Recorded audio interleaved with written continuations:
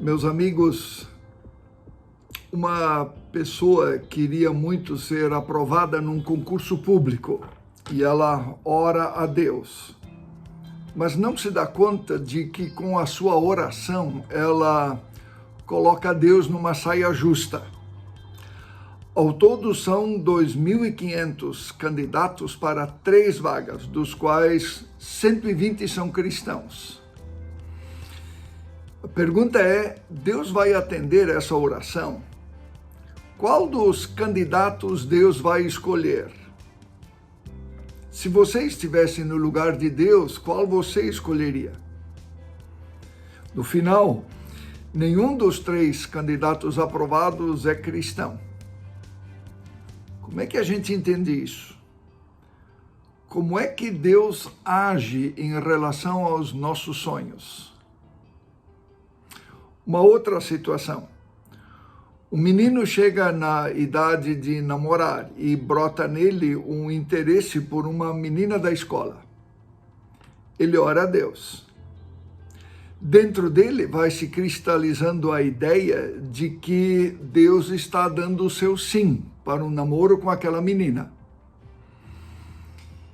E aí ele vai ao encontro dela e lhe diz: Deus me mostrou que eu devo namorar com você. E a menina espantada responde: interessante que para mim Deus não falou nada, Deus não mostrou nada. E agora é a pergunta: adianta orar? Uma terceira situação, eu lembro da minha infância, na minha cidade natal, havia eleição para prefeito da cidade. Era uma cidade pequena na época, e entre os candidatos havia um deles que era evangélico e o outro era católico. E aí o povo cristão, entre os evangélicos e os católicos, evidentemente cada um orou pela vitória do seu candidato. No final das contas, acabou ganhando a eleição o candidato católico. E o povo evangélico ficou sem entender por que Deus não deu aquela forcinha, já que eles achavam que o candidato evangélico seria o candidato mais adequado. E a pergunta que se coloca é: como entender Deus? Deus ouve a gente. Há uma palavra muito esclarecedora na Bíblia que nos ajuda demais nesse assunto. Ela foi escrita por Tiago, irmão de Jesus, filho de José e Maria. Vejam o que ele diz: vocês não conseguem o que querem porque não pedem a Deus. E quando pedem, não recebem, porque os seus motivos são errados. Vocês pedem coisas a fim de usá-las para seus próprios prazeres. A espiritualidade, meus amigos, da maior parte das pessoas, ela se resume a uma atitude de pedir coisas para Deus. A gente se relaciona com Deus na base do pedir, pedir e pedir. É assim que nos relacionamos com Deus. Como aquele filho que só se lembra do pai para pedir alguma coisa. E nós chamamos isso de fé. Mas, no fundo, isso não passa de uma prática de superstição. Veja comigo. Você já observou alguma vez as entrevistas de jogadores de futebol? Claro que há exceções, mas com que facilidade eles afirmam que o time deles ganhou porque Deus deu uma forcinha? Mas para refletir, o outro time também tinha jogadores cristãos. E aí vem a questão, em que lado Deus está? Da maioria? Daqueles que oram com mais fervor? Ou Deus olha para o coração? Ou Ou Deus mesmo tem um time? Quer um conselho? Deixa Deus de fora disso. Não perca tempo orando para que Deus dê uma forcinha para o seu time ser campeão. Deus não tem compromisso com os nossos sonhos egoístas, como diz a palavra de Tiago que nós acabamos de ler. Evidentemente, Deus não tem um lado. Você acha que Deus é, olhando aqui para o ambiente da grande Florianópolis, será que Deus é havaiano ou Deus é Figueira? Há 2 semanas, o Avaí jogou pela Série B com o Criciúma e venceu por 1-0. Na véspera, havia falecido o jornalista havaiano Miguel Livramento. O Avaí ganhou por 1-0, com um gol meio mascado, e numa entrevista à CBN, um dos dirigentes do Avaí disse que aquele gol teve um empurrão do além, que teria feito a bola entrar. Meus amigos, se isso é Deus, quem é o Deus no qual a gente crê? Um dos maiores desafios da fé e da espiritualidade é a gente entender Deus. Encontrar o seu lugar e o seu papel no mundo e na vida das pessoas. A maior parte das pessoas entende que Deus existe para nos ajudar. Eu peço e Ele faz, ou deveria fazer. O nosso único movimento espiritual na direção de Deus é o movimento de pedir.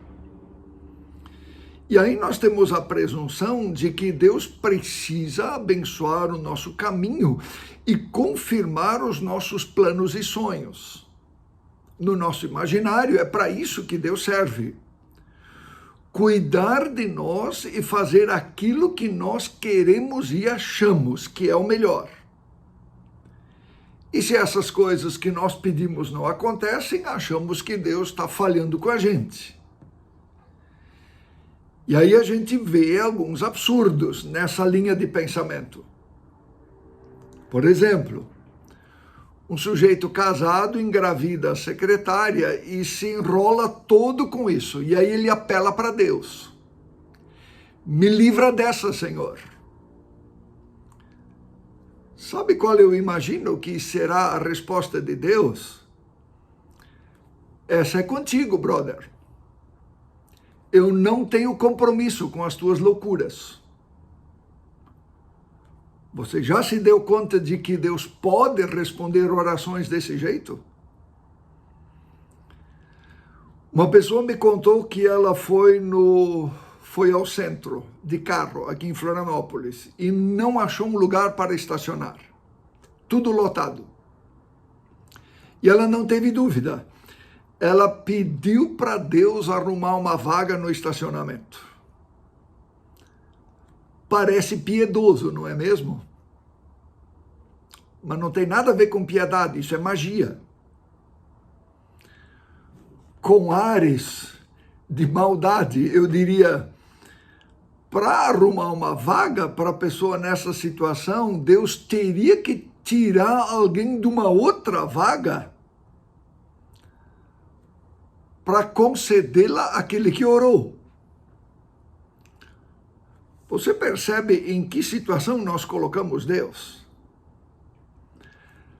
Sabe o que eu acho que Deus responderia para este amigo? Me deixa fora dessa, brother. Estou ocupado salvando gente. Procura uma vaga você para estacionar. Sabe, me parece que a gente olha para si mesmo e projeta Deus, achando que Ele é como a gente. Não, meus amigos, Deus é Deus. Deus ex machina é uma expressão que surgiu nos teatros da Grécia Antiga.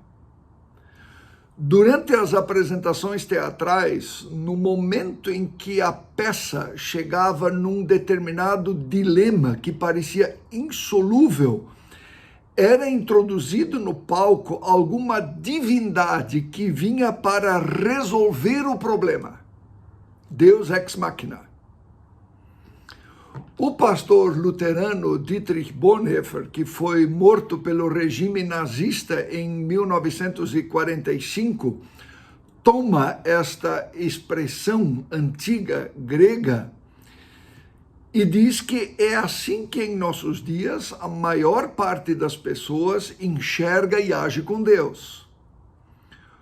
Deus como alguém que está a nosso serviço e de quem a gente só se lembra para pedir, especialmente quando não damos conta de alguma situação.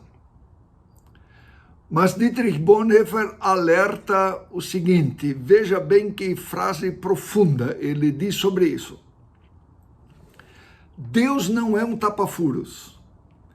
Deus tem de ser conhecido não apenas nos limites de nossas possibilidades, mas no centro da vida. Deus quer ser conhecido na vida e não apenas na morte, na saúde e na força, e não apenas no sofrimento, na ação e não apenas no pecado. A razão disso está na revelação de Deus em Jesus Cristo. Ele é o centro da vida e de modo algum veio para trazer-nos a resposta para questões não resolvidas. A partir do centro da vida, certas perguntas até mesmo caem por terra. E da mesma forma, as respostas a estas perguntas. Deus não quer uma relação utilitária com a gente, como se ele fosse dono de um supermercado espiritual. Ele não é. O problema é que quando nós passamos a compreender a nossa relação com Deus nessa dinâmica de pedir, pedir e pedir, nós transformamos Deus num meio. Um meio para eu alcançar o fim que eu desejo. Deus é o cara que vai realizar os meus sonhos, assim a gente pensa. Mas isso não é Deus. Isso é um ídolo. Aliás, nós confundimos Deus com os ídolos. Eu dou uma oferta e o ídolo me arruma um emprego. Eu ando um trecho de joelhos e o ídolo me arranja uma graça. Eu penduro um cordão qualquer no pescoço e o ídolo desata os meus nós amorosos. Eu amarro uma fita no pulso e o ídolo resolve o meu problema familiar. Eu acendo uma vela e o ídolo me abençoa. Meus amigos, nós sabemos que na vida nem sempre tudo dá certo. Algumas coisas na nossa vida até vão dar muito errado. Por mais fé que você tenha, nem todos os sonhos que você tem vão se tornar realidade. Equivocadamente, pessoas enxergam Jesus como um gênio saindo feliz de uma lâmpada, pronto para atender aos desejos. E assim o ser humano se coloca no centro com seus desejos e Deus é reduzido a um serviçal, alguém que está aí para me servir. As pessoas procuram um Deus que abençoa, que atenda orações e que resolva problemas. É a fé do toma lá da cá. Pessoas só querem Deus por aquilo que Ele pode dar. E a gente quer mesmo é receber uma bênção e pronto. E este, meus amigos, não é apenas um problema da fé cristã. Há poucos dias atrás eu perguntei para uma pessoa que frequenta o centro espírita e questionei-a o que ela vai fazer lá. e ela me disse, eu vou lá para receber um passe. Percebeu? Seja qual for a divindade, pedir, pedir e pedir. E o interesse está no aqui e agora. Resolver meus problemas financeiros, resolver as minhas encrencas familiares, resolver os meus problemas de desemprego ou os meus problemas no trabalho. O interesse está no aqui e agora. O céu e a eternidade estão completamente fora do horizonte, nesse imaginário de Deus que nós criamos, que na verdade é um ídolo. E a questão então é, como é que Deus quer que eu me relacione com Ele? Qual é o relacionamento que Deus quer que não seja utilitário? Meu amigo, minha amiga, Deus quer um relacionamento profundo, que não seja determinado pelas circunstâncias e que vá além daquela máxima do pedir, pedir e pedir. Um relacionamento que Deus quer é aquele que não morre, mesmo quando os meus sonhos não se realizam. A Bíblia é a história de homens e mulheres que encontraram Deus e aprenderam a se relacionar com Ele de forma profunda. E através dessas histórias, Deus nos inspira.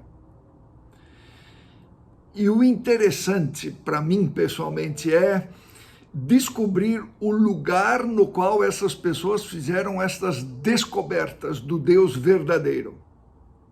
Um lugar inesperado, você vai ver. Um dos profetas do Antigo Testamento se chamava Abacuque. Ele acompanhou uma das maiores tragédias do povo de Israel ao longo de sua história. No ano 587 a.C., Israel foi invadido pelo exército da Babilônia, que destruiu Israel. Babilônia era um povo pagão. E surgiu, de parte do povo que temia a Deus, Israel, uma pergunta. Como é que um povo pagão, pior do que nós, pode ganhar e escravizar a gente? Como é que um povo que não crê em Deus pode dominar um povo que crê em Deus? No meio desse dilema, o profeta Abacuque descobriu quem é Deus e qual é o melhor jeito de a gente se relacionar com Deus. Veja o que ele escreve. Ainda que as figueiras não produzam frutas e as parreiras não deem uvas, ainda que não haja azeitonas para apanhar nem trigo para colher, ainda que não haja mais ovelhas nos campos nem gado nos currais, mesmo assim, eu darei graças ao Senhor e louvarei a Deus, o meu Salvador. O Senhor Deus é a minha força. Ele torna o meu andar firme. Onde eu encontro vida, onde eu encontro forças, onde eu encontro firmeza no andar pela vida. Surpreendente, no meio das adversidades, no meio das provações e quando planos e sonhos não dão certo, aí eu não me queixo e nem reclamo, mas eu darei graças a Deus e louvarei a Ele. Percebeu? É na gratidão e no louvor o melhor lugar para conhecer Deus. Meus amigos, a nossa experiência com Deus, ela não pode depender das circunstâncias. Pensa errado quem pensa que no insucesso Deus não está e de que no sucesso Ele está. Pensa errado quem imagina que Deus nos abandonou quando os nossos sonhos dão errado. Pensa errado quem imagina que por causa da minha fé a doença não me alcançará. Pensa errado quem imagina que os problemas passam longe de quem ama a Deus. O Senhor é a minha força e Ele firma os meus passos, independente das circunstâncias. Essa é a experiência de Abacuque que nos inspira. Paulo de Tarso, personagem bem conhecido da Bíblia, ele andou de navio 3 vezes. E nas 3 vezes ele naufragou. Quem arriscaria entrar num navio sabendo que Paulo de Tarso estaria nele, não é mesmo? Também ele fez a mesma experiência de Abacuque. Ora, ele diz, eu trabalhei muito mais do que os demais apóstolos. Fui muitas vezes encarcerado, fui espancado mais do que posso contar, e em vários momentos estive às portas da morte. 5 vezes levei 39 chibatadas, 3 vezes fui espancado pelos romanos, 1 vez fui apedrejado. Naufraguei 3 vezes e fiquei 1 dia e 1 noite perdido no mar. Em viagens difíceis, ano após ano, tive de atravessar rios, enfrentar ladrões, lutar com amigos e inimigos. Estive em risco na cidade, em risco na zona rural. Enfrentei perigos sob o sol do deserto e em tempestades no mar. Também fui traído pelos que pensei serem meus irmãos. Sei o que é trabalhar duro, passar noites longas e solitárias sem dormir. Já fiquei muito tempo sem comer. Sofri com o frio e com a falta de agasalho. E a lista ainda nem chegou à metade, porque ainda temos as pressões diárias e as ansiedades por causa das igrejas.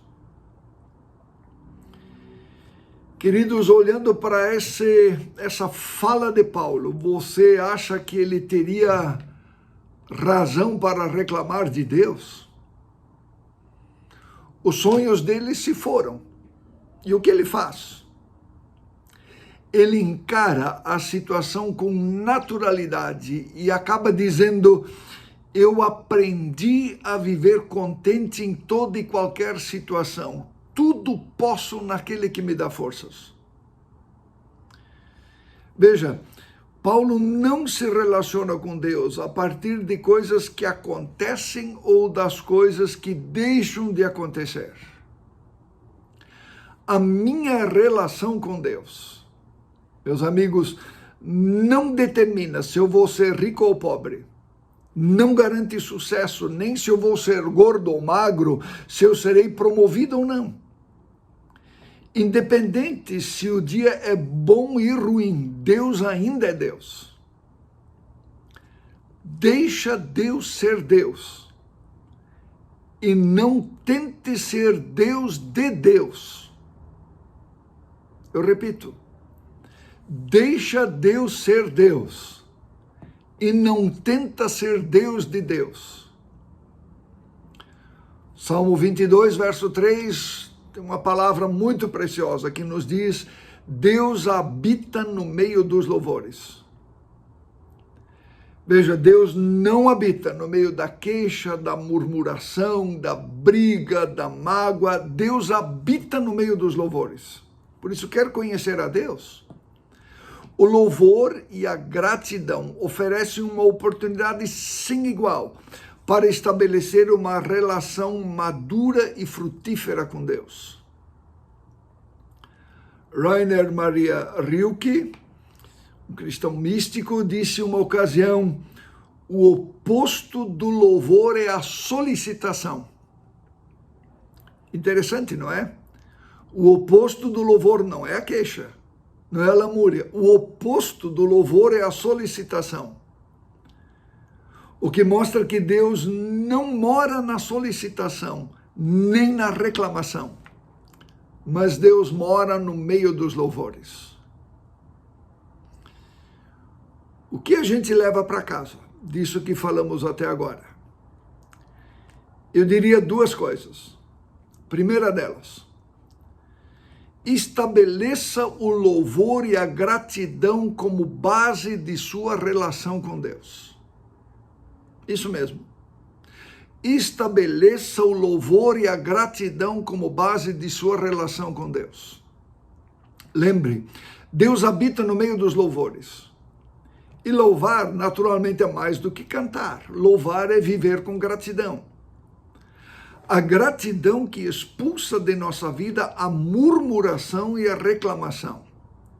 A gratidão que estabelece uma relação profunda com Deus, que vai muito além daquela relação utilitária caracterizada pelo pedir, pedir e pedir.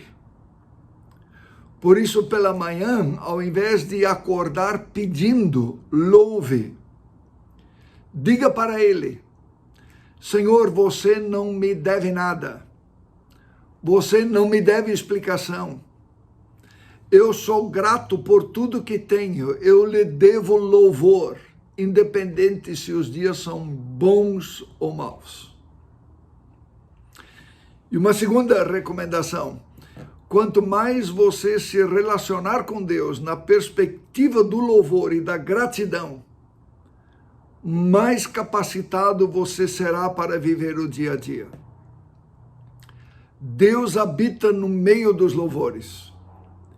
Viver em gratidão fará você ser fortalecido para tudo, com poder do alto, para viver os dias bons e os dias ruins. E Ele te dará o poder para tomar as decisões e fazer escolhas. E Ele te dará a força para um andar firme pela vida, relacionando-se com Deus como Deus, não como ídolo.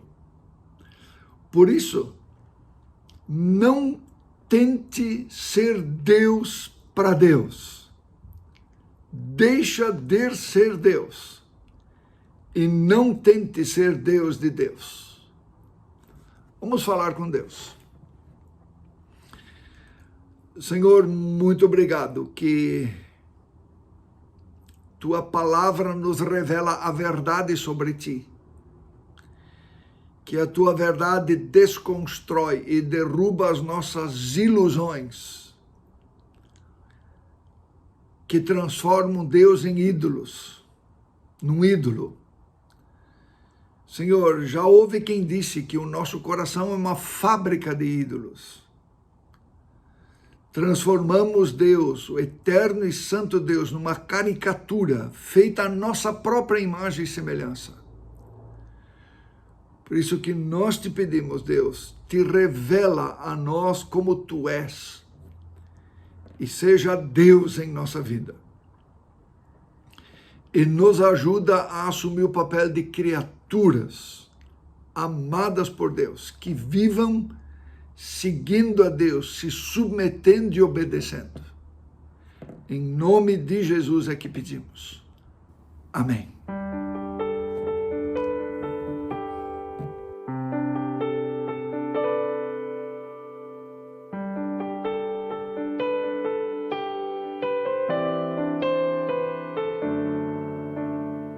Que sejas meu universo.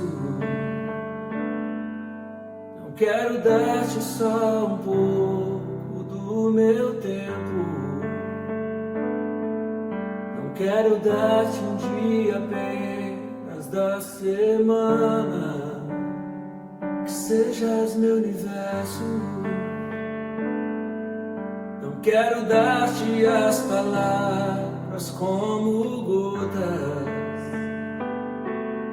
Quero que saiam dilúvio de bênçãos da minha boca. Que sejas meu universo. Que sejas tudo o que sinto e o que penso. Que de manhã seja o primeiro pensamento e a luz em minha janela. Que sejas meu universo. Cada um dos meus pensamentos.